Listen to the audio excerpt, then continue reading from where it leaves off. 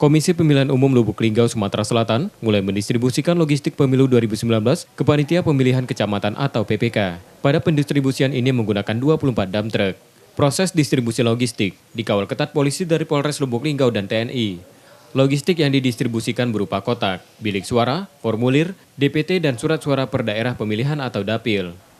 Seluruh logistik disalurkan ke 8 kecamatan yang akan didistribusikan kembali ke 608 tempat pemungutan yang ada. PPK siap menyambut logistik ini dan setelah ini di PPK cuma semalam, sudah semalam PPK besok akan langsung distribusikan ke PPS, dari PPS hari H jam 5 subuh sudah mendistribusikan ke TPS. Logistik pemilu yang diperlukan untuk 17 April mendatang sudah mencukupi, bahkan jumlah surat suara berlebih. Surat suara berlebih akan dimusnahkan pada 16 April 2019. Faizal Agustiawan, Kompas TV, Lubuk Linggau, Sumatera Selatan.